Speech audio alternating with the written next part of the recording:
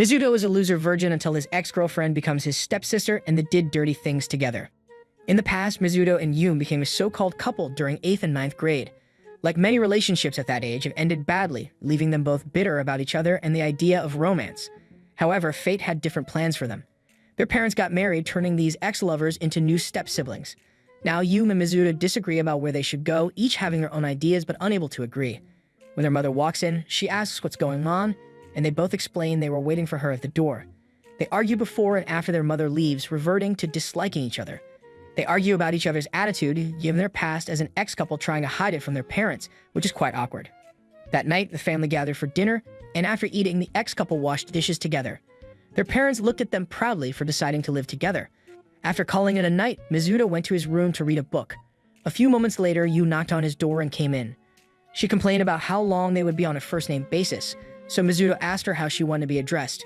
Yume replied that she wanted to be called Omi-chan as the elder, but Mizuto argued that they were born on the same day, November 3rd. Yu countered by pointing out that she was born at 11:04 a.m., while Mizuto was born at 11:34 a.m. I bet she waited a long time to mention that, he thought. However, he also noted that they're not even real siblings, so what's the point? That's when Yume suggested a pretend game where they act like innocent siblings, but as soon as the situation becomes inappropriate, whoever gets caught will lose and be the younger one. Mizuto agreed to the terms and Yume went on her way and touched Mizuto's things in his room like a normal sibling would. Mizuto understood why Yume proposed the game, so he decided to play his cards right and approach Yume in the gentlest way possible. This reminded Yume of the boy she had fallen for before, causing her to blush as she folded like paper, not the way siblings do. This made Mizuto proud, forcing her to call him Oni-san, and for some reason, this had an effect on Mizuto, making him blush slightly. Mizuto acted cool about it, but Yume was bothered by how easily Mizuto said hurtful things. So he patted her head, but Yume didn't let him and stormed off. The day after that, they went to their first day of school. They had to tolerate each other even at school since they were classmates because of their surnames. While welcoming the students, Yu gave the speech as she represented junior high, making a good first impression with her classmates and gaining instant popularity. Then there's Mizuto getting annoyed after class when some other guy classmates approached him just to get close to his stepsister. Naturally, Mizuto wasn't happy about it, so he went to the bathroom to give himself some time to think. Those same guys continued their conversation about Yume and her beauty, which was awkward since they were also talking about his ex. Later, Yume went home earlier than Mizuto. The next day, the same guys greeted Mizuto and Yume intervened, linking her arms with his and pulling them close to her chest. This surprised them, but Yume explained that her stepbrother wasn't fond of talking. After they reached their lockers, her mood shifted like a two-faced cat. After school, they were alone since their parents would be home late, so they decided to cook. While Mizuto was thinking about what to eat, Yume remembered the sensation on his shoulder, which made her blush. Ironically, their meal was also chicken breast. Even while eating, Yume couldn't stop thinking about it. She blamed Mizuto for not thinking about the incident earlier, but Mizuto had forgotten about it until Yume reminded him. After eating, Yume took an angry bath looking like her rubber duck until she got an idea. Impulsively, she went outside with a towel, while Mizuto was peacefully reading a book in the living room. Mizuto choked on his drink, not expecting Yume to come out so casually. His reaction satisfied her, so she played along more and sat down casually, saying it's what normal siblings do. That's when her towel came loose and she almost exposed herself. She realized what she was doing and Mizuto understood she thought he would act, but instead, she covered him with his jacket, scolding her for being impulsive. Yume stood up but stumbled. Mizuto was there to catch her, and they ended up on the couch, way too close in the gap. Mizuto felt something and was about to kiss her for some reason, but footsteps could be heard as their parents finally came home. They couldn't be seen together like that, so Mizuto made Yume hide inside the sofa, feeling quite awkward about what might have happened. In today's school session, the students were doing fitness tests. A guy named Kawanami approached Mizuto and asked to be his partner. Of course, Mizuto already knew he was befriending him to get close to Yume, but Kawanami assured him he had no such intention. Afterward, the girls went to the medical room to get their BMI checked. Yume's classmate Minami was so focused on Yume's milkers. Minami invited Yume, admiring her for having such a voluptuous figure. Yume explained that she had the same problem before, which intrigued Minami even more, wondering how Yume had gained such a figure within a year. Minami hugged Yume, thanking her for giving her hope. After taking their BMI, they went to the gym and got ready to start their first set. Minami told Yume she was not good at sports, but the opposite was true. Yume didn't disappoint them and saw Mizuto and Kawanami on the other side. Seeing Mizuto give up on his sit-ups, Yume vowed not to be like him. So she did her best and reached 32 reps. They continued from a grip test to running in the field. After finishing, Yume suddenly lost consciousness and Mizuto was surprisingly there to catch her before handing her over to Minami. They went to the nurse's office to let Yume rest. That's when she confessed to Minami that she had been secretly training in her room, afraid that people would think she wasn't worthy of being a representative. Minami thinks she's admirable and feels relieved that Yume is just a human with feelings. Because of that, they form a bond and are now on a first-name basis. They return to their classroom and saw Mizuto in uniform. He was teasing Yume, and Minami could tell that Mizuto was gentle towards her, making her flattered. The next day, Minami was upset after Mizuto told her that she couldn't make it because of her fever. Kawanami was there to cheer her up and tease her, but it didn't help much. Minami told Mizuto that she decided to visit Yume after class, and Kawanami also wanted to join. But in the end, only Minami went. She bought ingredients to make Yume some food. They went in, and Yume was in bed sleeping. She noticed that she had a visitor and almost asked for Mizuto.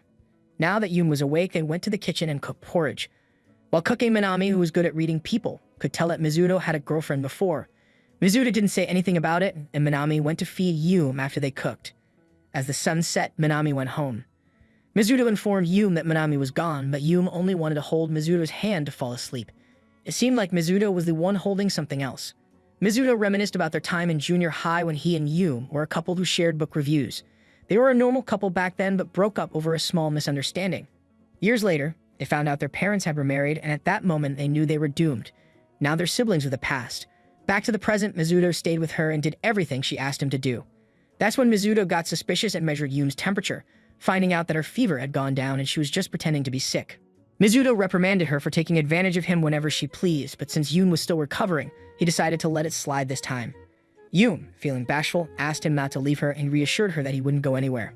Let's recall the time when Yume was infatuated with Mizuto during junior high. She was fixated on an eraser that Mizuto had given her, placing it in a chest along with other gifts he had bestowed upon her.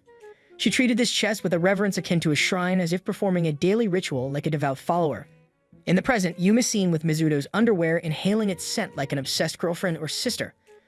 Ultimately, she blamed her relapse on Mizuto, questioning why he wore that particular underwear and how they were even supposed to be worn. She overanalyzed the situation, daydreaming about getting caught by Mizuto and imagining the consequences. To conceal her secret desires, she waited until everyone was asleep, then sneaked into Mizuto's room to return the underwear where it belonged. However, she was surprised to find Mizuto also sneaking towards her room, holding her bra. This created an awkward situation. Yume candidly admitted that she had relapsed into her old habits and confessed that she used to keep everything Mizuto gave her. He brushed it off as unimportant, but the redness in his ears betrayed his true feelings. Yume, embarrassed, asked why he had her bra, and Mizuto explained that it was an accident. He found it in the washing machine, and when his dad passed by, he had no choice but to bring it to his room. Regarding Yume, she accepted Mizuto's story as her own without rephrasing it. Yume questioned Mizuto if he had done anything strange, like tampering with her bra, such as poking it. Mizuto denied it, though with an awkward hesitation that seemed to confirm her suspicion, and similarly denied sniffing it too. Since they both lost the game, Mizuto suggested they issue an order that didn't break any rules. For his command, Mizuto instructed Yume not to interfere with his life outside the house. After all, siblings shouldn't meddle in each other's affairs, right? Yume agreed, and they moved on. After school that day, Yume spotted Mizuto with another girl who resembled her from junior high. She assumed this was probably what Mizuto meant by his order. The following day after class, Yume returned home and noticed a pair of loafers. She took a photo as evidence and called Mizuto, asking him to pick up something in her room, which was a lie. Mizuto agreed, and once he left, Yume hurried into his room but found only Mizuto. Yume felt frustrated for not catching her in time. Mizuto was puzzled, so Yume explained that she saw him bringing girls into the house.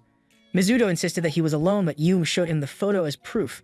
For some reason, Mizuto asked to check her room, but there was nothing there, leaving Mizuto even more confused than Yume. Although he acted strangely about a chair, claiming he was just tired, this made Yume overthink, wondering if Mizuto and the girl were up to something elsewhere. In reality, the girl was secretly Minami in disguise, wearing a wig. She had persuaded Mizuto to marry her so she could get closer to Yume and live with her under the same roof. Mizuto was at a loss, so he called Kawanami for assistance. The only suggestion Kawanami could offer was for Mizuto to keep rejecting her. If that didn't work, Kawanami had another idea that left Mizuto stunned. Later that evening, Mizuto went to Yume's room and invited her on a date. The next day, Yume was eagerly waiting for Mizuto, but before long, a strikingly handsome man approached her. It was Mizuto. Seeing Mizuto dressed so well felt like a dream come true for Yume, and she couldn't help but admire him, silently praising whoever styled his hair. They went inside and stood in the long queue for tickets to the aquarium. They were going on an aquarium date, a common activity for couples, which made Yume overanalyze their situation. The more Yume gazed at Mizuto, the more she couldn't stop thinking about how attractive he was. When they reached the counter, they got their tickets, and Mizuto took her hand, leading her inside. Meanwhile, two people were secretly following them. It was Minami and Kawanami, who were also subtly having a date while spying on them. Mizuto was aware of their surveillance, as it was all part of Kawanami's plan. Before Mizuno met up with Yume that day, he had met with Kawanami, who had given him advice, helped him dress up, and styled his hair. Their goal was to break 2 hearts with 1 stone. Kawanami instructed Mizuno to compliment Yume on her dress in a specific way.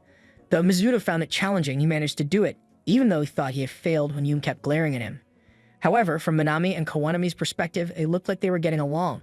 Although the atmosphere between them was tense and awkward, the place was getting crowded, so Mizuno pulled her closer to him. Mizuno's cologne clouded Yume's thoughts, but she composed herself and shot him a glare. Seeing her glaring, Mizuno felt guilty, but she couldn't help but feel drawn to him. They looked more like a couple than siblings. Mission accomplished. Afterward, they took a break and went to their respective bathrooms. Mizuno called Kawanami to discuss their situation, but Kawanami couldn't stop giggling since their plan was working. Mizuno decided he couldn't let the awkwardness linger, so he came up with a plan. Meanwhile, Yume went to another restroom and got lost on the way. Now she's sitting somewhere else in the building. Before she could get upset, Mizuno called her and told her to stay put. This reminded Yume of her first date with Mizuno, where she also got lost. She couldn't shake the thought of Mizuno being gentle toward her instead of his usual teasing. She was becoming convinced they were meant to be together. Later, Mizuno arrived with a drink for Yume, teasing her for her poor sense of direction. It was lighthearted teasing, but enough to make them both feel comfortable. The day continued with the 2 step-siblings arguing and debating various topics from books to sharks. For Mizuno, it was better to harbor some animosity since their breakup. Everything and everyone irritated him. But now that the bond of being a couple was broken, they had no obligation to preserve anything. In short, they had nothing to lose now that they were step-siblings. To him, it was better this way than maintaining their previous relationship. The day ended, and they went home separately. Yume heads home first, and Mizuno feels a bit nostalgic. Minami calls out to Mizuno from behind, pretending they bumped into each other by chance, unaware that Mizuno knew they had been trailing him the whole time. Eventually, Minami apologizes for sneaking into his house the other day, justifying it by saying it was Mizuno's fault for leaving the door unlocked. Despite this, Minami wonders if Mizuno will tell Yume about her. Mizuno considers it and replies that he won't as long as she respects certain boundaries. He decides against it because he knows Minami is an important friend to Yume. Minami feels relieved but refuses to thank Yume. Meanwhile, Mizuno notices an extra 5th chair at her dining table and asks about it. Minami explains that she likes to pretend play and apologizes, assuring him that she would still be mindful of her actions. However, she won't stop pressuring Mizuno to marry her unless she finds someone else. The day isn't over yet, and Yume is still troubled by thoughts of the girl, who is secretly Minami. She goes into detective mode but refuses to let the date end on that note. Later, when Mizuno arrives home, Yume asks him to let her record him as one of the requests he can't refuse. Mizuno obliges and goes into modeling mode while Yume excitedly takes pictures of him, her obsession re-emerging. As they continue, Mizuno offers to grant her one more wish. Yume, of course, doesn't refuse and shyly asks him to hug her from behind and whisper in her ear. Mizuno happily obliges and they embrace closely for a while. When Monday arrives, they head to school, and it turns out Yume and Minami's friendship is still going strong. Kawanami advises Mizuno to come to him if he ever has trouble with Minami, leading Mizuno to suspect that Kawanami might be her ex-boyfriend. In junior high, the campus hosted an overnight camp. Mizuno stepped outside to gaze at the moon and found Yume in another room also watching it. They talked while Mizuno helped her with curry ingredients, then watched the moon together. Mizuno still remembers that night clearly. It's one of his core memories. In the present, Yume asked Mizuno about their Mother's Day plans. Mizuno wasn't interested as he wasn't used to such things, but Yume wanted them to pick a gift together since it would please her mom to see them acting like siblings. Mizuno refused, preferring to spend the weekend reading, but Yume returned dressed to go out. Seeing her looking so nice, Mizuno was stunned and couldn't hide his reaction, even dropping his book. Yume, pleased with his response, teased that siblings shouldn't look at each other that way. In the end, Mizuno had no choice but to go along. They took a crowded train to the mall, where a small jolt made Mizuno lose his balance and get close to Yume. As he tried to move away, Yume told him it was pointless. At the mall, they picked out possible gifts, considering a frying pan or cutlery with their faces on it, but ultimately chose a bouquet of flowers for their mother. They expressed their gratitude to their mother for taking care of them, and she cried with happiness. She quickly hid her tears by hurrying to the kitchen and placing the flowers in a jar. Yume felt relieved to see her mother so joyful, but Mizuno went to the altar to pray for his mother. Though it would be comforting to think Mizuno found motherly love through Yume's mom, Yume noticed the door open and saw Mizuno. He saw her too, so she entered and comforted him by leaning on him as his older sister. Afterward, they stayed and talked about their parents. Mizuno shared his plan to give their dad and stepmom some alone time since they hadn't had the chance to enjoy married life yet. Yume suggested giving them dinner or travel vouchers, but they couldn't afford it. Mizuno proposed that they spend a night elsewhere, but Yume panicked at the thought of being alone with him. Renting a room was expensive, and they needed their parents' permission to stay in a hotel, so Mizuno jokingly suggested a love hotel. Yume was so shocked she would rather die than go there. The next day, Mizuno found another solution. He would stay at Kawanami's boarding house. while Yum would stay with Minami. Since the houses were next to each other, it would feel like a double date. On the day of the plan, Minami was excited and silently thanked Mizuto for giving her time alone with Yum. However, Kawanemi spoiled her mood by telling her to behave and pointing out that Yum felt left out. Minami clung to Yum's arm, leaving the boys behind as they headed up the building to their rooms, warning each other not to disturb their peace. Once settled, Yum and Mizuto asked about their relationship. They explained that they had been childhood friends since primary school, but Kawanemi added that although they were once close, they had since drifted apart. Mizuto didn't press further, allowing Kawanemi to ask about Mizuto and Yum's sibling bond, jokingly hinting if he had seen Yum's milkers. Mizuto firmly denied it, but Kawanemi teased that he was the only one who would see Yum's melons. Yu responded with a loud bang on the wall, and Minami tried to stop Kawanemi from further teasing. Mizuto got his revenge by tying Kawanemi to the bed and reading his diary out loud, revealing his dream of becoming a police officer and marrying Minami, which earned another bang on the wall, this time from Minami. Later, the group went to a nearby restaurant for dinner, where an awkward silence was broken by Minami and Kawanemi bickering like a couple. As they ate, Minami asked Mizuto for help with studying, but he suggested that Yum was the smarter one, as he only relied on instinct to score well. Once they reached their room, Mizuto was studying, while Kawanemi texted Minami, venting about Mizuto's nerves. Kawanemi asked about the exam, but Mizuto only described it as terrifying, so he couldn't risk not studying.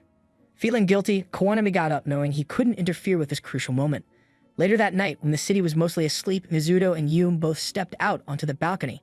Surprised to see each other, they'd reminisce about a junior high camp memory. Yum almost confessed her lingering feelings but decided to enjoy the view instead, accepting the reality that they remained step-siblings. Days passed and midterms approached.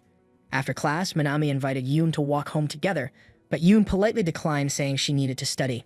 Yum, who had topped the entrance exam, felt the pressure to stay on top. When she got home, she started studying right away.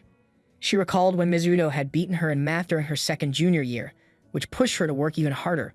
But when she glanced at Mizuto, he seemed indifferent, which felt like a punch to the gut. As they first talked about books in the library, Mizuto complimented Yum on being the top student in math over a detective novel. Yum realized that Mizuto cared, even though he didn't show it. She snapped back to reality and went to get a glass of milk, only to find Mizuto casually reading in the living room. It bothered her to see him so relaxed, so she reminded him to study, warning that he would lose to her since being at the top was her place. Mizuto accepted the challenge and became motivated to compete. The next day, on their way to school, Mizuto noticed Yum looked tired, guessing she had worked hard to stay on top.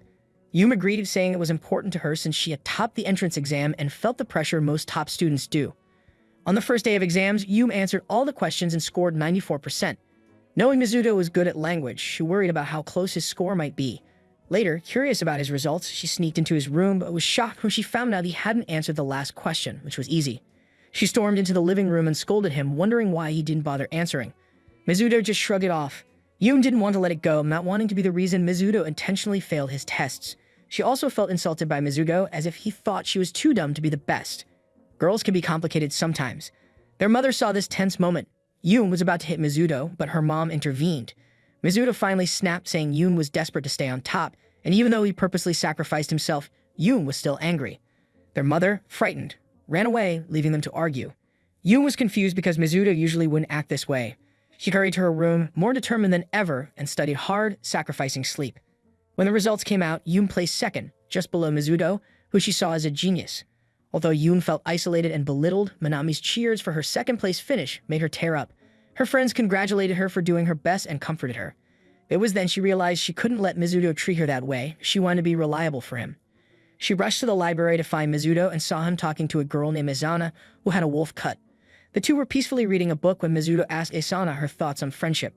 They discussed the philosophical meaning of friendship, and Mizuto realized Izana was his most like-minded friend, nothing more. After school, Mizuto and Izana see Minami and Yum together, and Izana suddenly feels nervous around extroverts. The tension between Mizuto and Izana makes Yum jealous, so she leaves. Izana asks who Yum is, and Mizuto explains she's his stepsister, causing Izana to react weirdly. Yum struggles with jealousy that night, but decides to ignore Mizuto. Over the past few days, Yum has been gentler with Mizuto, which bothers him. He confides in Izana, who advises him to follow his heart, even though she finds it hard to read people. This gives Mizuto an idea. He realizes he's better at reading people's emotions. He reassures Izana not to worry about understanding him, as their friendship isn't idealistic. Meanwhile, Yum enjoys ignoring Mizuto, but that changes when he shows up at her door in her favorite outfit and hairstyle. Without saying anything, he approaches her, corners her, and points out her racing pulse, something siblings shouldn't feel. After teasing each other, Mizuto tells Yume her distance has upset him, and she admits she was jealous of Asana, wondering if it's okay to feel that way. Mizuto teases her again, and they return to their usual banter. A few days later, Yume and Asana meet again, properly introducing themselves. Asana awkwardly shakes Yume's hand but manages. Mizuto asks Asana if she has feelings for him, but she wishes she were a boy, which changes their view of her. Mizuto and Asana say goodbye, and he supports her bravery in talking to others. They look more like siblings. One day in class, Asana discovered a note in her locker, revealing that someone was aware of her secret and invited her to a certain place to keep it concealed. However, it turned out to be a prank by Minami and Yume. Although they were confident about her secret, they were aware of Asana's feelings for Mizuto, even though she continuously denied them and claimed they were just friends. When they showed her a video of Mizuto asleep, she couldn't help but blush. Asana's denial of her feelings for Mizuto was as believable as a penguin pretending it could fly. Asana was unaware of any romantic emotions, including those for Mizuto, as she'd never felt them before. If she did develop feelings for him, it would be her first experience with love. She also saw Mizuto purely as a friend, and as long as she could talk to him like usual, that was enough for her. Her heart was like a warm, cozy studio with a no love allowed sign on the door. Yume mimics similarities between herself and Asana from junior high: low self-esteem, fear of failure, and sticking with situations she didn't enjoy. Yume had managed to overcome those hurdles, and seeing this, she offered Asana advice, encouraging her not to give up if she wanted to become Mizuto's girlfriend. Their plan started with Asana observing Mizuto in the library to devise a strategy, while Yume and Minami hid, watching through their camera to zoom in and catch Mizuto's reactions. But it seemed like Mizuto didn't even care about Asana's figure and casually told her her underwear was showing. Minami suggested Asana could use physical touch to remind Mizuto that she's a girl, believing that over time, this physical closeness would leave a lasting impression on him. Following Minami's suggestion, Asana decided to make a bold move by asking Mizuto to check her book while deliberately pressing her milkers against him. In response, he nonchalantly commented again that her milkers were touching him. She then confessed that she did it on purpose, knowing Mizuto prefers girls with smaller milkers and only wanted to highlight the allure of a fuller figure. Her deliberate milkers contact was meant to serve as an educational display, showcasing the wonders of female anatomy and the beauty of curves to an unwitting admirer of flatness. For Asana, a romantic relationship goes beyond friendship, and she doesn't want to jeopardize their bond just because she has feelings for him. After recognizing their mistake, Yume and Minami apologized to Asana, reassuring her that they don't want her to change, encouraging her to remain true to herself. However, they acknowledge that Asana's insecurity about her femininity is an issue. To support her, they decide to give her a makeover, including makeup. When Mizuto notices her new look, he mistakenly assumes her red lips are a result of eating fried food. As Asana tries to get closer, Mizuto continuously pulls away, valuing his personal space deeply. He warns her that if she persists, he'll show her just how sacred his personal space is, as if it were a closely guarded treasure. Minami advised Asana to confess her feelings to Mizuto soon, suggesting that waiting too long could make it more difficult, especially since he sees her as nothing more than a friend. Asana views herself as gloomy and difficult, with her only confidence resting in her ample milkers. With Minami and Yume's support, Asana was preparing to finally confess her feelings to Mizuto. Though she felt anxious, she managed to express her genuine emotions, sharing how thankful she was for the chance to ask someone like him. However, despite enjoying Asana's company, Mizuto gently told her that he couldn't pursue a romantic relationship with her. He explained that his heart could only be fully open to one person who, sadly, didn't belong to him. This person, who still occupies his thoughts, refuses to let go. As Asana poured out her feelings to Mizuto, Yume and Minami secretly eavesdropped on the conversation. In the end, Mizuto gently turned Asana down, confessing that someone else already holds his heart. He reassured her that it wasn't her fault and there was nothing wrong with her. It was simply a matter of his affections being directed elsewhere. Sometimes, even the most perfect puzzle piece doesn't fit into the picture. The episode begins with Mizuto and Asana casually spending time together as if the recent confession and rejection never happened. Asana wondered if she could take a closer look at Mizuto's bookshelf, particularly to see which illustration he had folded in his light novel, hoping to gain insight into which character had captured his imagination during his primary or junior high years. It was as if unlocking his literary preferences could offer clues to the secrets of his romantic journey. The day before Asana was set to visit Mizuto's house, she met up with Yume and Minami, who were excited to give her a makeover. They didn't want her to embarrass herself with her usual unfashionable clothes. However, Asana didn't have any money at the time. Fortunately, Yume and Minami offered to pay for her under one condition. Asana had to wear whatever they'd picked for her and couldn't refuse. It was a thrilling fashion adventure full of anticipation and the promise of an unforgettable transformation. When Asana tried on the first outfit that Minami had chosen for her, she felt rather uneasy as it was far too revealing and seductive for her liking. However, that wasn't the only thing that grabbed Yume and Minami's attention. They were stunned to see how large her milkers were, resembling the size of a ball, which Asana described as being a G cup. In a surprising moment, Minami attempted to touch them, and for the first time, they realized just how bouncy it could be. The main challenge was dealing with her considerable G-cup size, and they understood that before moving forward, they had to find a way to minimize or hide her bust if they were to mimic Yu's style completely. Copying Yu's look would be seen as violating the unspoken rules of the girls' world, where balance and individuality were key. If Yum adopted a new style, their similarities would vanish, leaving them in a tricky situation, teetering on the edge of a fashion dilemma where the unspoken rules of the girls' world threatened to pop their fashion bubble. Yum had long avoided wearing clothes that emphasized her body's curves. Reflecting now, she realizes how naive she was back then. During her junior high days, Yum had a boyfriend, and they arranged to go on a date one weekend. She spent hours putting together the perfect outfit right up until the last minute. When the date finally came, Yum wore something cute and charming, a true master of last-minute style. However, when her boyfriend saw her, he didn't comment on her outfit or seem to take much notice. Yum had eagerly awaited a compliment all day, but eventually she started to believe that her outfit must have been so unappealing that he didn't want to embarrass her by mentioning it. Yum's excitement for a compliment on her carefully coordinated outfit hit its peak, only to be greeted by her boyfriend's lack of awareness. However, just as they were about to go their separate ways, her boyfriend unexpectedly remarked that her outfit was adorable and suggested she avoid wearing a skirt outdoors unless they were indoors. This comment made Yum overjoyed, and she couldn't stop giggling when she got home. From that day on, she always dressed to Mizuto's preferences, turning it into a daily fashion habit.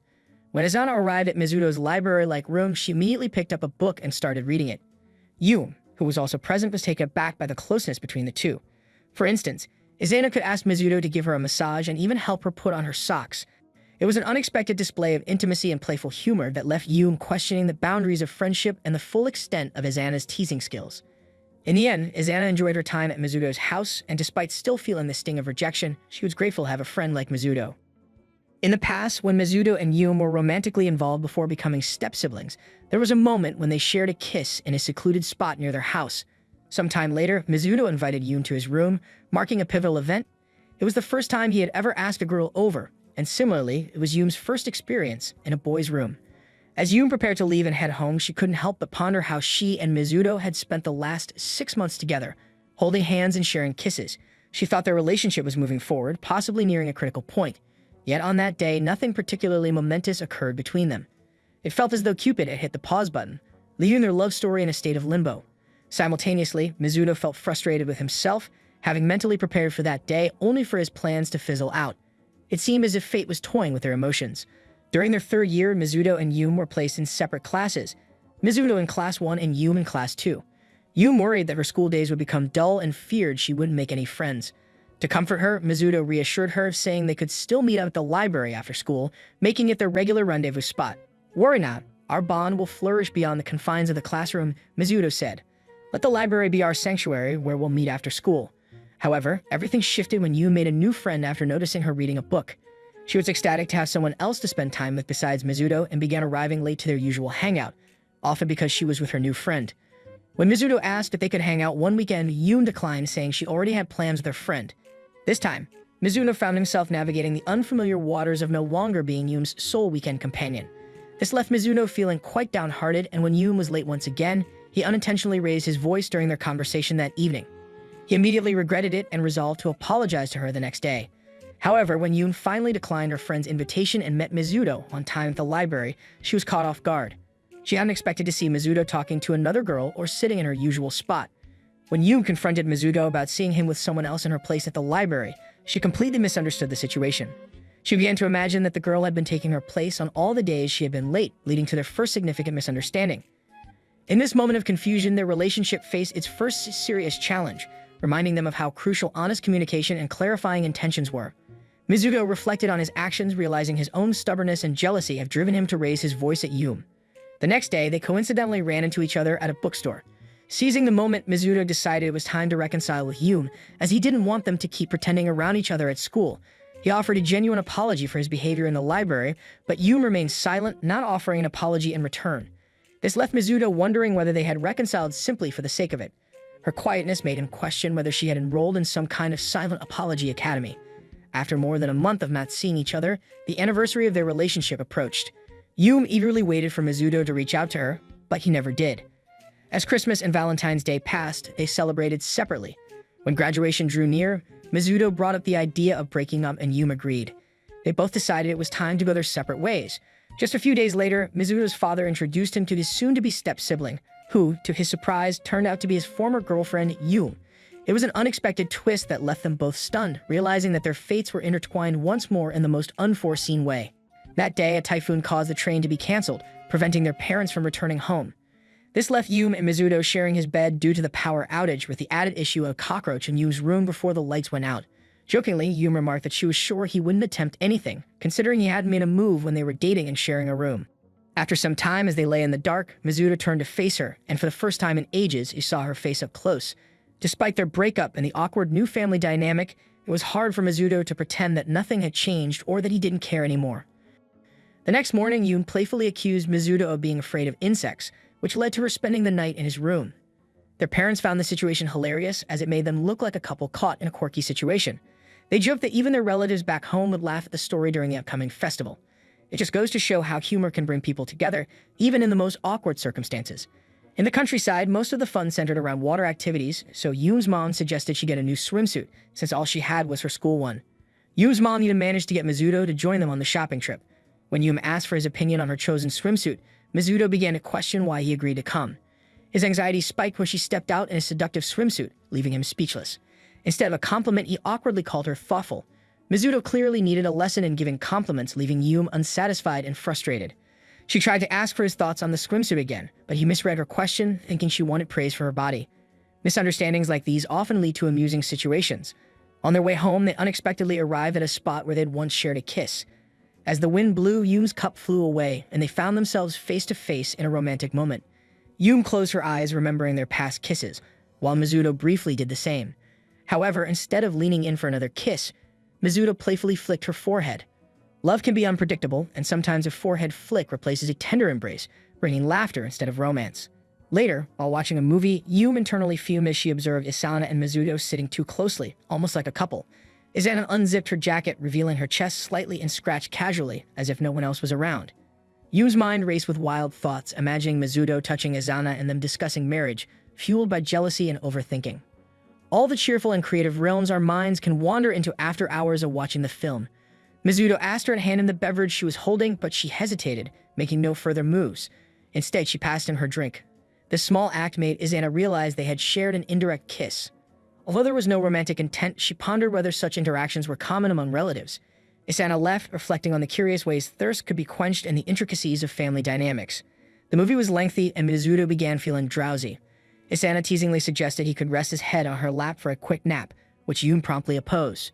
Isana even joked about offering a complimentary ear-cleaning service, something Mizuto was afraid of and quite reluctant about. In the end, he unexpectedly drifted into sleep, but in Yum's lap instead. Mizuto unintentionally fell into a dream and found comfort, not on Isana's lap, but in the softness of Yum's thighs. Later, Isana and Mizuto's relationship came up in a conversation with Yum's mother. It was easy to understand why Yum's mom would inquire about their bond, since they did resemble a couple. Yum's mother then playfully suggested finding herself a charming boyfriend to even the odds and keep Mizuto from having an advantage. However, for Yum, it wasn't a competition. She believed in waiting patiently. The best approach in the game of love is trusting in the timing of the heart and the power of the unexpected. When they reached their hometown, they reconnected with their grandaunt Natsumerito, who was thrilled to see them return. She even asked about the relationship between Mizuto and Yum, wondering if they were getting along. They also ran into Madoka and Shikuma, Yum's cousins. Madoka invited them to a barbecue by the riverside, teasing Yum not to forget her swimsuit. Don't worry, Yum assured, she'd remember like her life depended on it, especially since Mizuto had helped her pick it out. Madoka, noticing Yum's slender figure and small waist, jokingly asked who selected her swimsuits, fully aware that Mizuto was sitting under a tree, absorbed in his book. Madoka found it unfair, remembering how Mizuto had never spoken to her in the past despite her looking after him since kindergarten. He used to ignore her whenever she tried to engage him. It's funny how past interactions can sometimes resurface and surprise us. Later that night, Madoka suggested Yum find Mizuto, likely in his great-grandfather's study, and ask him to take a bath. When Yum saw Mizuto reading, she worried that he hadn't marked his place in the book and casually closed it. However, Mizuto assured her he could recall every detail, having read the book in that specific spot every year. The book, Siberia's Dancing Girl, was the autobiography of Mizuto's great-grandfather, detailing his experiences during a 3 to 4 year stay in Siberia around 1945. Mizuto encouraged Yum to read it, saying she could learn more. As Yum became absorbed in the story, she grew emotional, tears falling onto the pages. When she reached up to wipe away the tears, she noticed faint streaks on the pages, a subtle sign that Mizuto had also cried while reading that particular section. It was a touching reminder of their shared emotional bond with the story and how literature can move us in deep and unforeseen ways. While selecting a kimono for the summer festival, Madoka observed that Yume appeared distracted by something. She inquired if something had happened between her and Mizuto. After a brief hesitation, Madoka began to wonder whether Yume had developed feelings for Mizuto. She sensed that Yume was downplaying her emotions and trying to find a way to avoid dating Mizuto. Wanting to support her friend, Madoka advised Yume to confront her feelings. However, Yume was uncertain about what to do next, so she put herself in Madoka's hands and left the decision to her. Understanding the intricacies of managing emotions and relationships, Madoka arranged for Yume and Mizuto to spend some uninterrupted time together in a room, assuring them that no one would bother them for the next 30 minutes. Initially, Yume was lost in thought, unsure of how to start the conversation. But after mustering her courage, she approached Mizuto. He had been her first love, and when he chose to end their relationship, she felt a sense of relief, believing that her pain, sadness, and loneliness would finally fade. Yet now, as Yume reflected on their past, she couldn't help but regret how things had turned out. If only they hadn't broken up, if only she had reached out to him during summer break, if only she had given him a gift at Christmas, if only she had made him chocolate on Valentine's Day, if only she had refused his wishes and protected their relationship. These thoughts weighed heavily on her heart. That was all she wanted to convey to him. Yet despite her best attempts, no words seemed to escape her lips. Witnessing Yume's tears, Mizuto grasped the depth of her feelings, and it was enough for him to release any lingering doubts and allow them to revisit their shared history. Sometimes, understanding without words can bridge the chasms of the past and unlock doors to new opportunities. In the previous episode, upon returning to their hometown, Yume mistakenly believed that Madoka was Mizuto's first love, when in fact it was her. A whirlwind of misunderstandings and tangled emotions. The next day, Madoka expressed her feelings upon seeing Yume in a lovely kimono. Mizuto also wore a kimono, which made Yume want to capture a photo of him. Though he ended up snapping a picture of them both, it was a joyful reminder that even in unexpected moments and playful surprises, memories are created that shine like fireworks in the night sky. Later that night, Madoka suggested they hold hands, as she once did with Chikuma, but Mizuto dismissed the idea, noting they were old enough not to get lost in a crowd. Not for Yume, though, as she intertwined their hands, insisting it was natural for siblings to do so. They decided to try their luck at a shooting stall, where Chikuma eagerly gave it a go with Madoka's help, making Yume wonder about the siblings' closeness. Unfortunately, they lost the game, and seeing Chikuma's disappointment, Madoka urged Mizuto to give it a shot since Chikuma wanted to win the prize. As Mizuto lined up his shot, Madoka suggested Yume assist him as the elder sister, offering a simple back hug to help him aim. Mizuto was uncertain of the true intention behind this gesture. As Yume leaned in to help him, she unexpectedly lost her balance, causing her melons to lightly brush against his back. To their astonishment, they won the prize, much to Chikuma's joy and gratitude. The comedic twist of an unanticipated outcome was hilarious, and Mizuto couldn't help but wonder if Yume's actions during the shooting game were deliberate. Curious, he asked her about it, and to his relief, Yume assured him that her intentions were pure, and that she wasn't being inappropriate. However, she didn't miss the chance to playfully tease him, suggesting that perhaps Mizuto was more accustomed to such close encounters, especially with girls who often get physically close to him without hesitation. The lighthearted teasing and playful banter that arose from these moments of misunderstood actions kept things fun. Since their family had noble connections, they had reserved a spot to view the fireworks, but just before heading there, they realized Mizuto was missing, prompting Yume to go search for him. Mizuto had long felt a disconnection from the world around him, as if everything he did failed to truly resonate within. He never aimed to mimic the protagonist of No Longer Human, but he struggled to relate to others and merely went through the motions of life. The praise and sympathy he received only confused him further, deepening the void in his heart. The only time he felt truly connected to his emotions was when he lost himself in the world of books. Reading his great-grandfather's novel, Siberia's Dancing Girl, had left a lasting impression on him. Yume, too, found solace in the world of imagination, and at first their relationship felt effortless and natural. Despite Mizuto's deep frustration during their first outing at the summer festival, he couldn't grasp how someone could be so fragile and unable to manage on their own.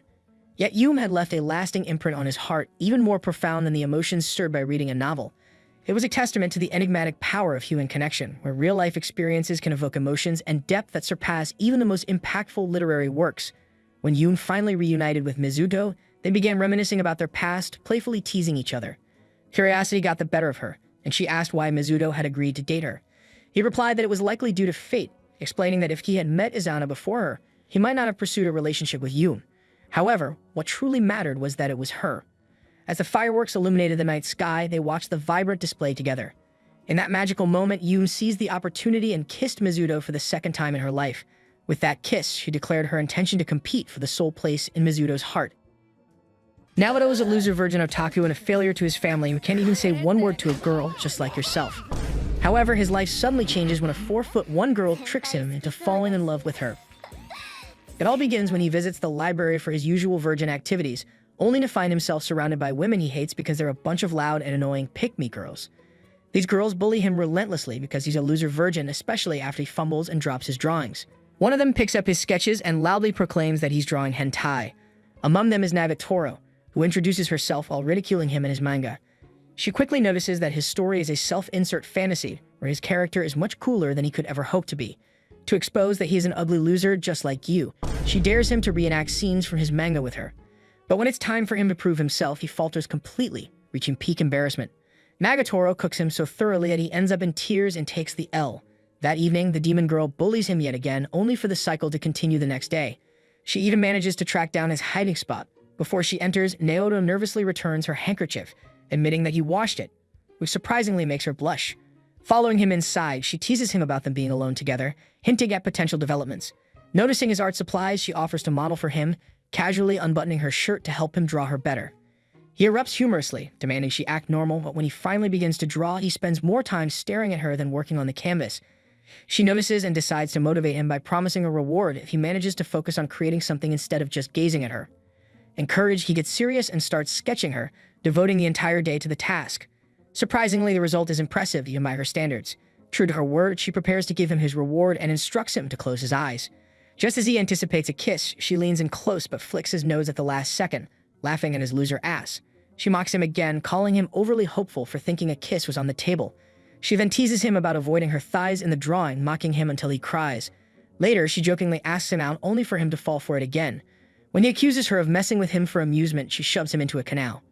Despite being soaked and his clothes ruined, he brushes it off, claiming it's no big deal. Amused, she asks if he ever gets angry, acknowledging she's worse than his bullies. However, Naoto isn't one to lose his temper. He simply lets others do as they please until they're done. He even admits that despite her relentless teasing, he doesn't hate it. Actually, he has a bullying kink and enjoys it a lot, but he doesn't even know her name. Curious, he asks her, and she tells him to call her Nagatoro, even writing it on his chest. The next day, Naoto finally finds himself alone in the art room, eager to dive into a manga he bought from Temu. However, his quiet reading session is cut short when Nagatoro shows up to disrupt the peace. Caught off guard, he quickly hides the manga behind his back, but she seems to have an uncanny sense for his mischief and immediately suspects something. Eventually figuring out his ploy, she offers to help him, dropping his defenses only to snatch the manga for herself. She playfully pats him on the back, mocking his attempt to sneak in some risque entertainment, but insists there's no way he'll take the easy road with her. Opening the manga, she's greeted by large anime honkers, which Naoto insists are crucial to the plot. She points to one of the panels, comparing it to him and mocking him for even dreaming of pulling something like that off. In his defense, he only wanted to read the story, which is actually about vampires and true love. To her surprise, she ends up getting drawn into the plot despite the sudden jump scares. She even points out that one of the characters reminds her of Naoto, a poor guy who gets completely sucked by a vampire. But she reassures him, saying he'd be fine because vampires supposedly don't feed on virgin losers like him. This pushes Naoto to his limit, so he demands to know how she even knows he's a virgin. Smirking, she challenges him, then leans in, asking if she can bite his neck just like the vampire in the manga. She assures him it will feel like just a small sting and won't hurt, even though her sharp teeth resemble those of a pit bull. Slowly, she moves closer before pouncing on him like Foxy from Five Nights at Freddy's, declaring that he's her prey now. You can't really blame her. It's quite a good deal. When he nervously asks what would happen if someone saw them, she brushes off the question and starts teasing him, running her fingers along his neck.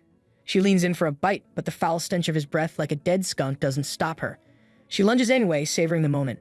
Later that day, she follows him home and cheekily asks if it's his first time getting handy. Naoto blushes furiously, his face as red as a tomato, because it's indeed the first time a woman has touched him there. She teases him further, asking if he wants her to do it properly this time, only to trick him by going for his stomach instead of the area he was hoping for. Laughing at his embarrassment, she leaves him flustered and frustrated. That night, while reading hentai, he can't help but imagine Nagatoro giving him some steamy character development, which leaves him restless.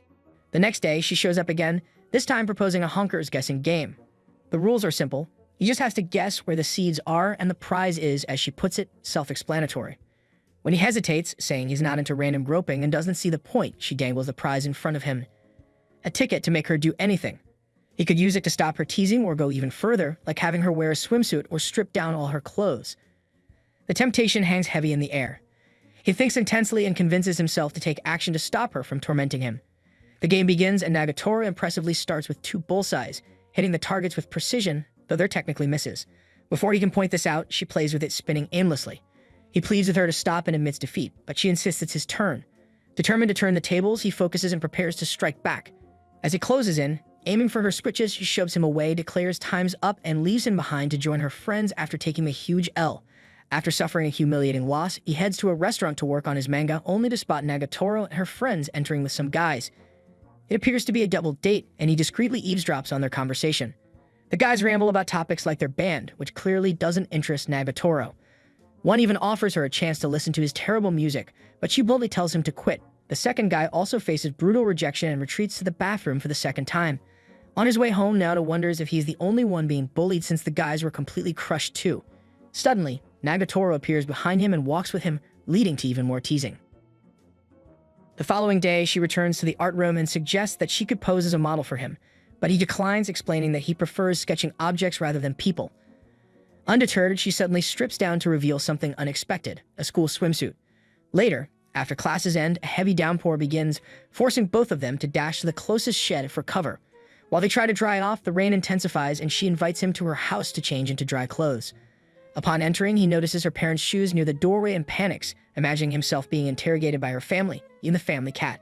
However, she reassures him that no one is home and offers him her brother's clothes to change into. She also hands him a towel to dry off, but instead of using it right away, he fixates on the idea that it's the same towel she likely used earlier, imagining her drying every inch of her body with it. Knowing his thoughts might wander, she smirks but says nothing as she heads to prepare some tea. Once he's dry, she joins him, teasingly pointing out how sus he's been acting since stepping into her house. Aware it's his first time in a girl's room, she asks what he thinks 2 people typically do in such a situation. He awkwardly answers studying, but she quickly calls him out since there aren't even any exams on the horizon. Then, with a mischievous grin, she places her hand on his and confidently declares that they're about to smash like crazy. Flustered for a moment, he's confused until she clarifies that she's talking about Super Smash Bros., her brother's favorite game.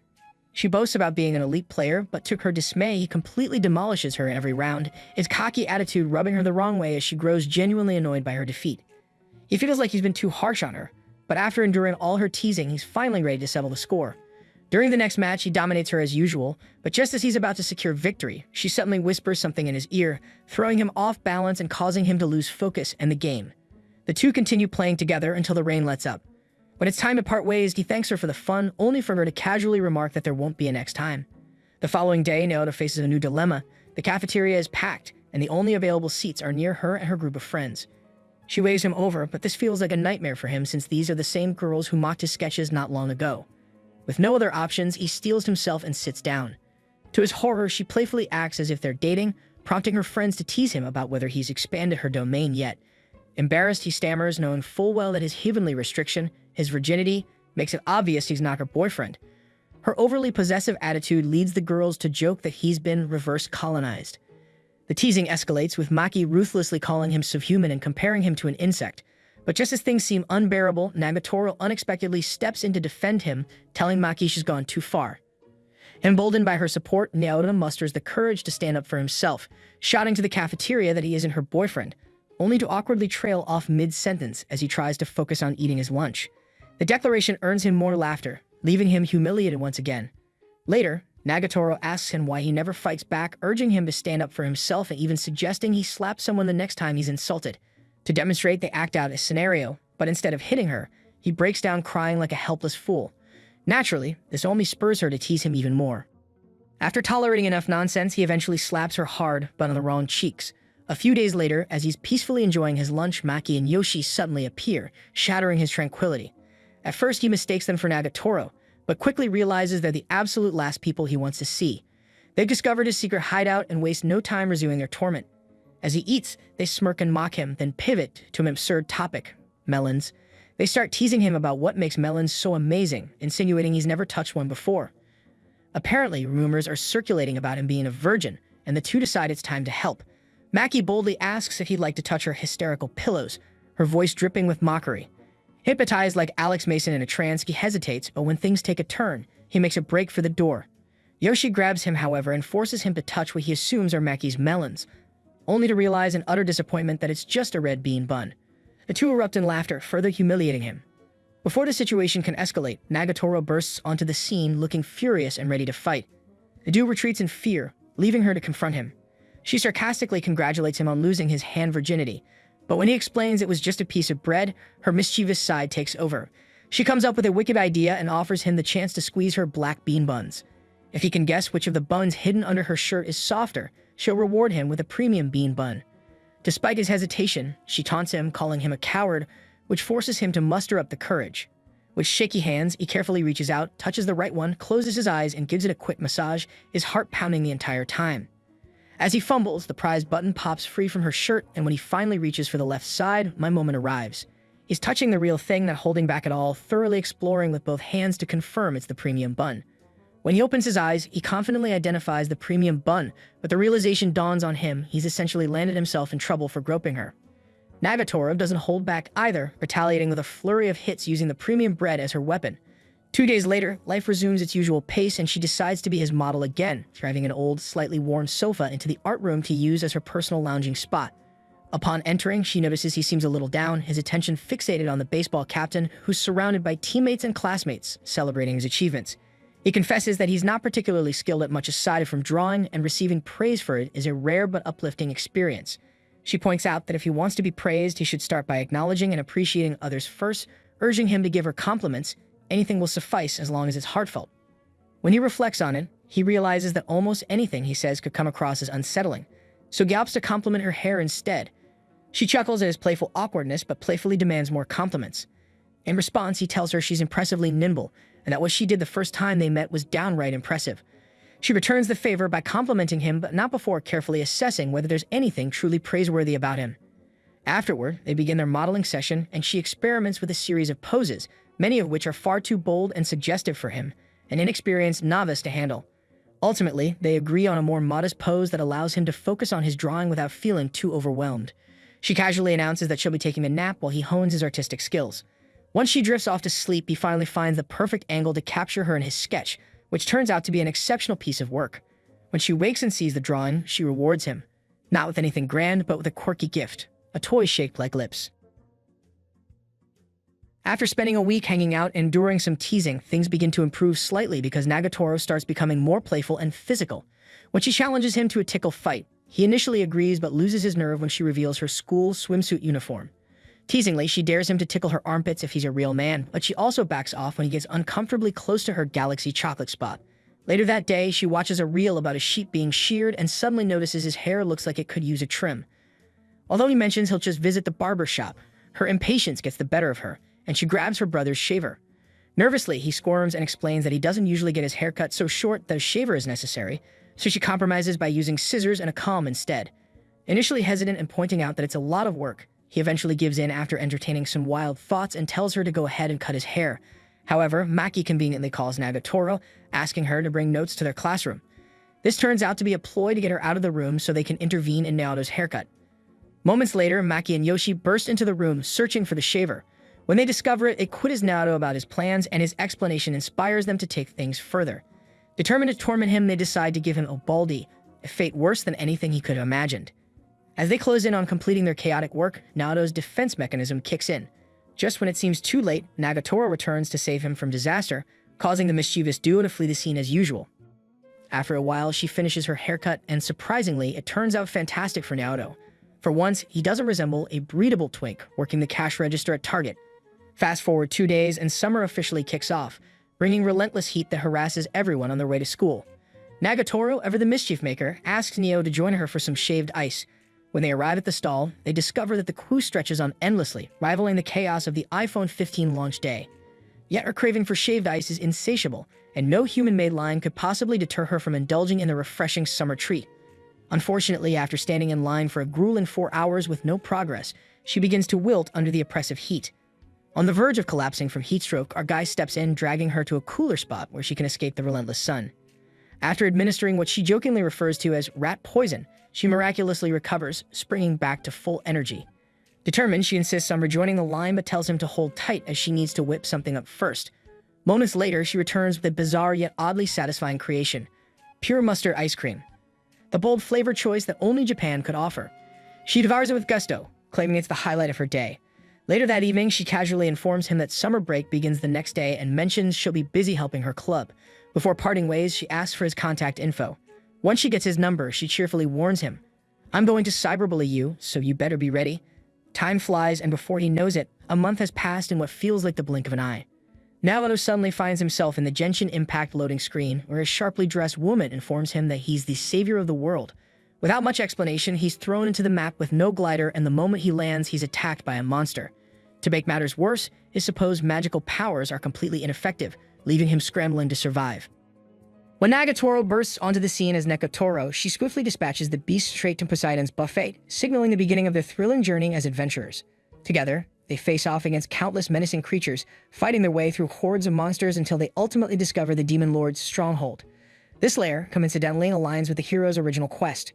However, an unexpected twist unfolds. Nagatoro and the group of girls he had heroically saved are revealed to be Demon Lords in disguise, patiently biding their time for him to unknowingly escort them directly back to their castle.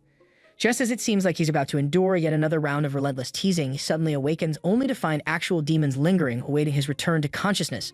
The following morning, Nagatoro extends an invitation to the beach, mentioning that it will be their final chance to enjoy summer vacation.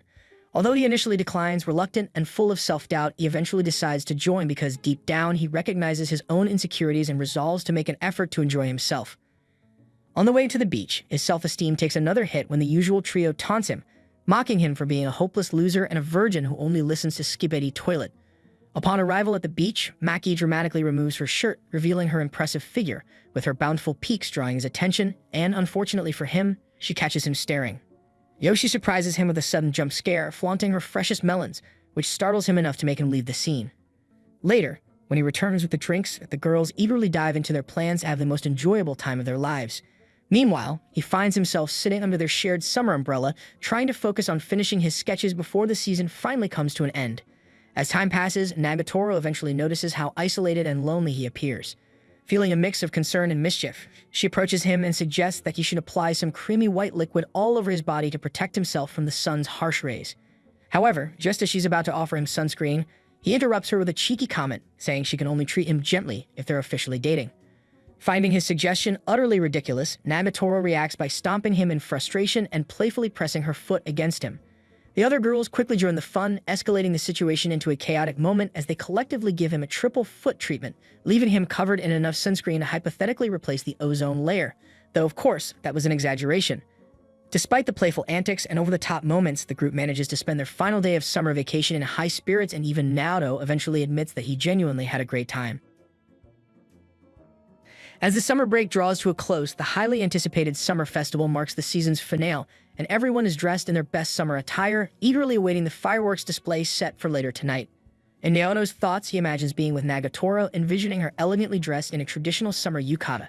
However, instead of acting on these thoughts, he spends his time absorbed in playing a knockoff version of Street Fighter. Despite his attempts to distract himself, he remains restless, anxiously checking his phone and hoping for a text from Nagatoro inviting him, much like the time they went to the beach. Yet, as he debates whether he should take the initiative and invite her himself, he convinces himself it would come across as overly forward and unsettling. After 2 hours of indecision, he decides to head to the festival alone. However, Yoshi and Maki soon spot him, teasing him mercilessly for believing he might coincidentally run into Nagatoro. They inform him that she's occupied assisting her club and won't be able to attend the festival. Disheartened, Naruto tries to leave, but the girls mischievously restrain him, taking a photo and sending it to Nagatoro in an attempt to coax her into coming. A short while later, Nagatoro arrives and, noticing Naoto's predicament, tries to remove the leash held by Maki. Undeterred, Maki challenges her, declaring that she'll have to compete for Naoto's ownership. With the stakes set, both groups dive into a series of competitive minigames scattered around the festival stalls. Before they know it, 2 hours have flown by and they tally their prizes. Nagatoro, with a sly grin, secures Naoto's ownership deed through a crafty bit of bribery. With the games concluded, Yoshi and Maki wander off to enjoy the festival on their own, leaving Naruto and Nagatoro alone together. They stroll through the bustling festival, sampling food and sharing lighthearted banter, with Nagatoro teasing him that the outing feels suspiciously like a date. As the fireworks light up the night sky, she playfully nudges him toward the perfect viewing spot, setting the scene for a memorable summer evening. Much like waiting in the line for shaved ice, watching the fireworks turns into a tedious ordeal. Naruto suggests taking a shortcut, but the line unexpectedly begins to move, and Nagatoro is swept along with it. Left with no alternative, he grabs her and hastily drags her to the prime viewing spot in the city. However, she spoils the atmosphere by teasing him yet again. This time, though, Naoto fires back with a witty retort that makes her second-guess every assumption she's made about what might occur if they were alone in the dark. As if on cue, a massive firework lights up the night sky, revealing couples all around them doing exactly what she imagined. Embarrassed, they quickly retreat back to the bustle of civilization. On their way home, Naoto boldly suggests they come back together next year, and to his surprise, she agrees with one condition. He'll have to wear matching yukatas with her. The next morning on his way to school, Naoto spots Nagatoro hanging out with her friends as usual. They're up to their typical antics, but this time a couple of guys join in. Jealousy bubbles up as Naoto notices how effortlessly these guys interact with the girls, in stark contrast to his awkward attempts. These guys seem to operate on a whole different level, while he feels like a mere mole surrounded by confident wolf-like furies. The situation escalates when one of the guys casually puts an arm around Nagatoro, sparking a surge of anger in Naoto. Determined to assert himself, he attempts to walk over confidently, but an unfortunate misstep on his stick results in a comical blunder that metaphorically announces his arrival like an alarm. Maki and Yoshi notice him immediately and invite him to join their table. The guys, curious about his intentions, question what he's doing there. After a brief moment of hesitation, Naoto musters his courage and declares that he's bought her for 2 elixirs, and that they're leaving, catching everyone by surprise and leaving an unforgettable impression. In a surprising turn of events, he manages to win over 4 girls simultaneously, leaving the blind freaks completely holeless. However, he still ends up being teased again, though by now he's grown accustomed to it and even finds some enjoyment in the ridicule, making it less significant. While spending time with Naoto, Nagatoro takes note of his frail arms and bluntly points out how skinny they are. She then decides to take it upon herself to train him free of charge, confidently declaring that within 2 months, he'll be strong enough to take down anyone who dares to bully him, including her. But when he hears this ambitious plan, he dismisses it as too much effort, especially for someone like him who claims the heaviest thing he can lift is a pencil rather than actual weights. Nagatoro, however, proposes an alternative exercise that doesn't require movement. She instructs him to get on all fours, saying she'll transform his triceps into something resembling those of Kratos. Once he's on the ground, she perches herself on his back and challenges him to maintain the position for 10 minutes without getting aroused. If he fails, she warns he'll be crushed under her weight. Yet, instead of staying focused, he finds himself even more flustered as the situation turns into a bizarre form of edging. The odd exercise is abruptly interrupted when a group of students stumbles upon the scene, causing both of them to awkwardly abandon their role play. Later in the day, Nagatoro shifts gears and asks if he's planning to actually hit the books since midterms are looming. He boldly reassures her that he'll do fine because he's not dumb, but she counters with a warning. Being overconfident might lead him to fail, potentially causing him to repeat a grade. She points out that this could result in them being in the same grade, and if that happens, she'll end up becoming the senpai, which would only invite even more bullying. This unsettling thought motivates him to start studying fervently, as he's determined to avoid being associated with what he describes as poop-for-brains girls. Blondie informs him that they're in a tough spot right now and likely going to repeat the year. To avoid this, Maki and Yoshi approach him for tutoring. Thanks to all the intense studying, he manages to earn some decent grades, ensuring he won't have to repeat. Later that day, Nagatoro hears some suspicious noises coming from the art room. Curious, she opens the door and finds Naoto being cornered by the girls, who are trying to remove a splinter from his finger. She looks visibly annoyed at seeing her favorite toy being messed with by her friends. Determined to intervene, she quickly takes over and removes the splinter herself. On the way home, she challenges him to play rock, paper, scissors with a playful wager. The loser will carry the winner's bag. Confident in her chances, she immediately loses and ends up carrying his bag the whole way. Feeling a bit bad for her, the next time they play, he ensures she wins. This time, she has him carry her on his back while also holding both their bags. After walking a short distance, she starts to lose her balance, and as he tries to steady her, he accidentally grabs her waist. Embarrassed, she jumps off and runs away in a hurry. That night, he finds himself glancing at his phone, hoping she'll reach out. Eventually, she initiates a video call. He hurriedly apologizes for the earlier incident, but she brushes it off, saying it's not a big deal, though it's clear both of them feel awkward and flustered. A few days later, they find themselves stuck together again. While he sketches a lamp, Nagatoro starts shadowboxing, clearly excited. She asks him to spar with her, but being the typical nerd, he ends up as her punching bag. Later, Nagatoro and her friends visit the art room and start messing around, creating some absurd drawings they claim rival Picasso's. When Naoto shows up, he demands to know what they're doing in his space. It turns out their usual hangout spot is overrun by sweaty gamers playing Animal Crossing and they can't get them to leave. So the girls decide to crash the art room instead. Before leaving, they intentionally leave a plant behind to stir up drama and chaos. Maki then confronts Naoto, accusing him of pretending to be a virgin, essentially calling him a fraud. She's ready to roast him, but Nagatoro jumps in to defend him, insisting that he's a passionate guy who's always focused on his art and workouts. Maki mocks her, but Nagatoro challenges her to a bet. If Maki finds a certain magazine in the art room, it proves Naoto is the most cultured person ever, and Maki will have to buy her pancakes. They search for 15 minutes but come up empty-handed because Naoto cleverly hid the magazine in another room.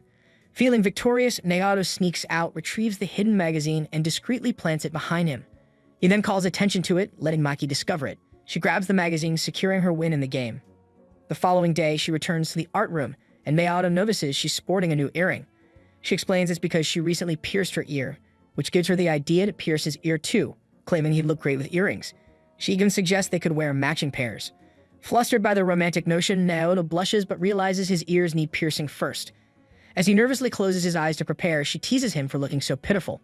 Moments later, Sakura enters, teary-eyed, seeking his help.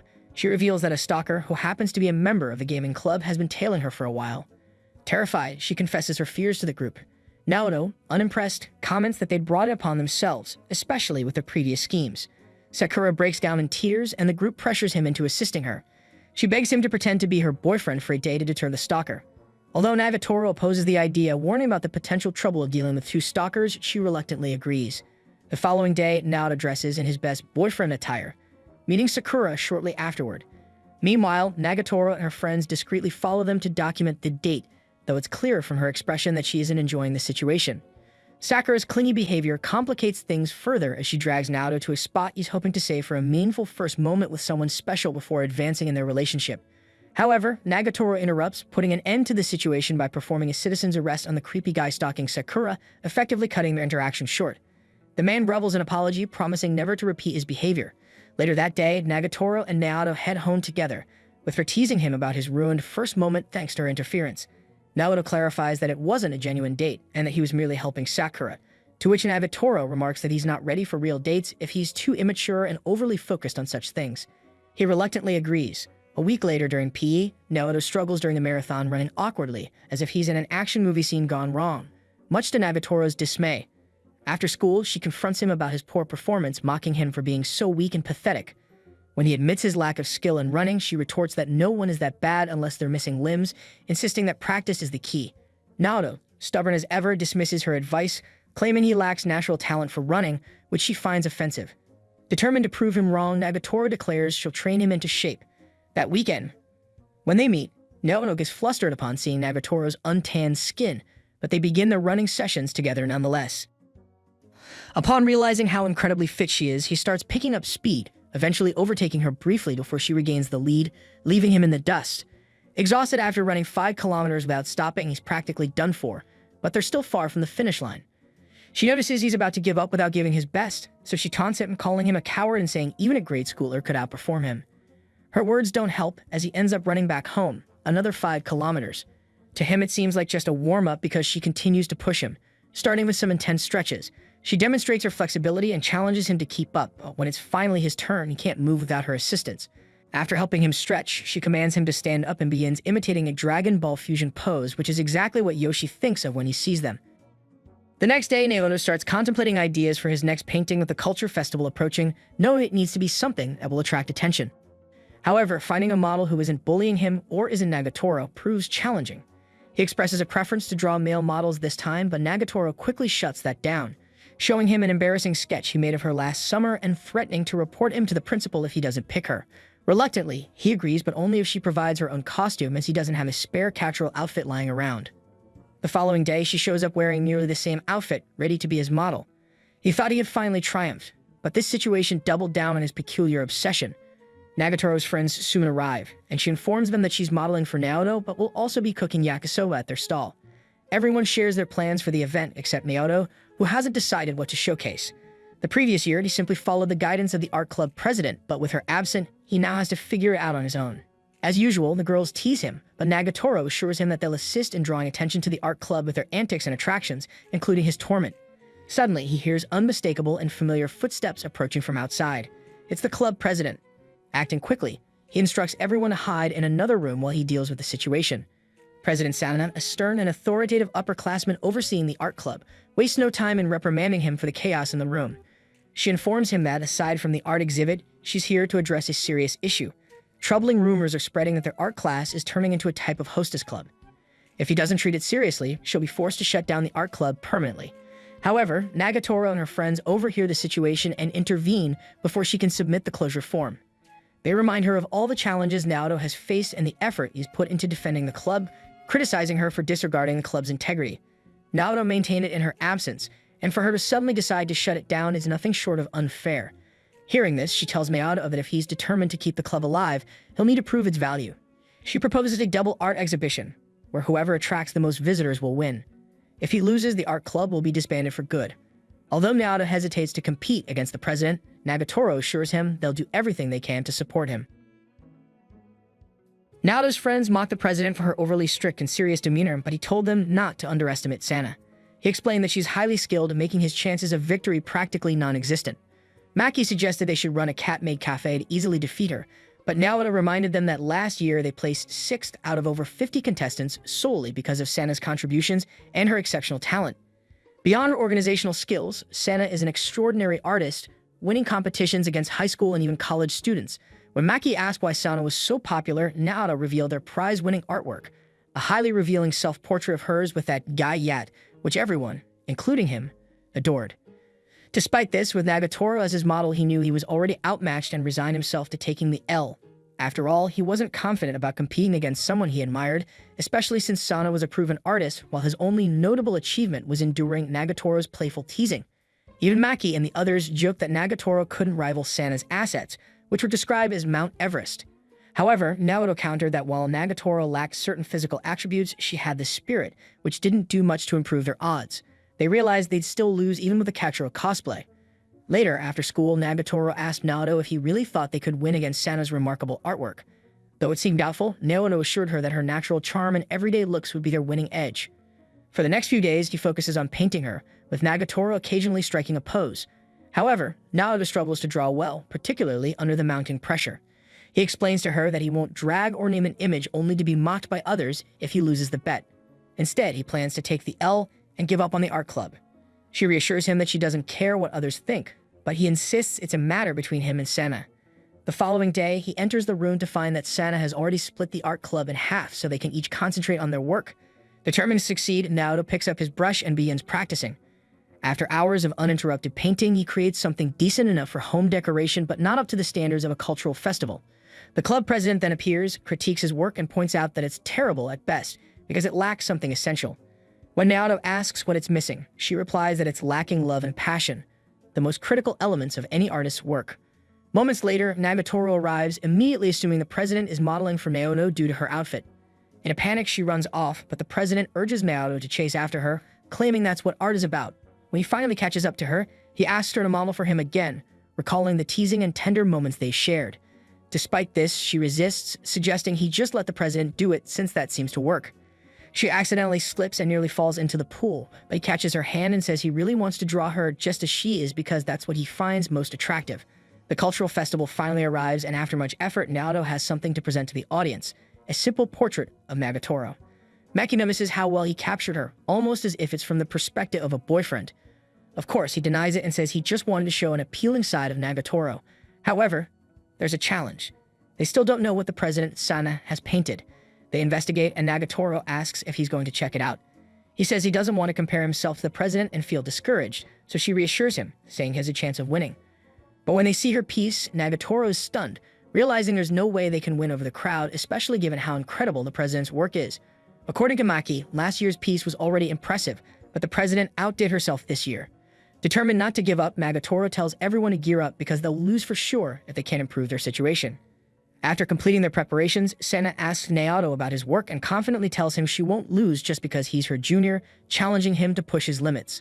Later, some interviewers ask about their motivations.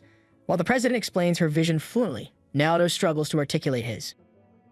Before they can leave, however, the tour is interrupted by Nagatoro ambushing them and performing their famous TikTok dance, which for some reason is widely popular among the students.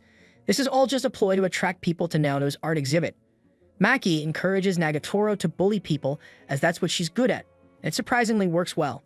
As the hours pass, more people flock to both exhibits, checking out Nagatoro's everyday looks compared to the president's ultra-revealing painting, which leaves the boys thrilled and the men captivated.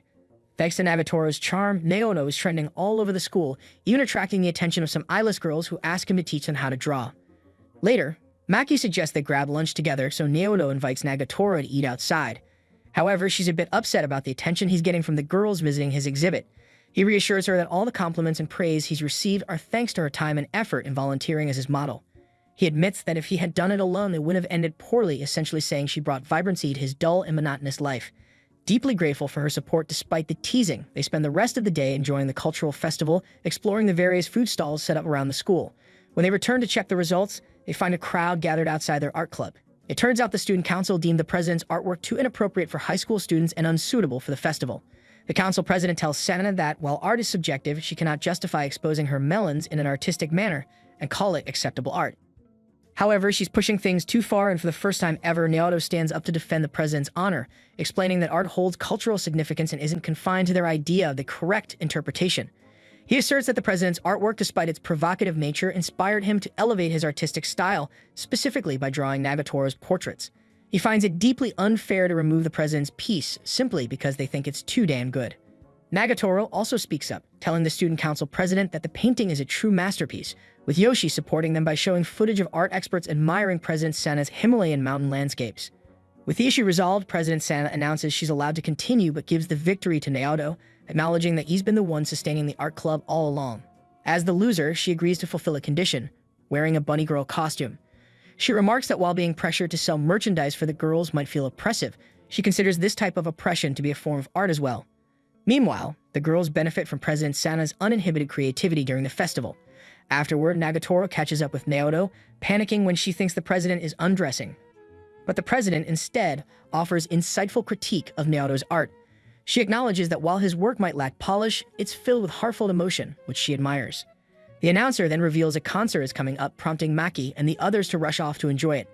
The next day, life returns to normal, and the art club continues, which means Naoto won't be venturing into politics anytime soon.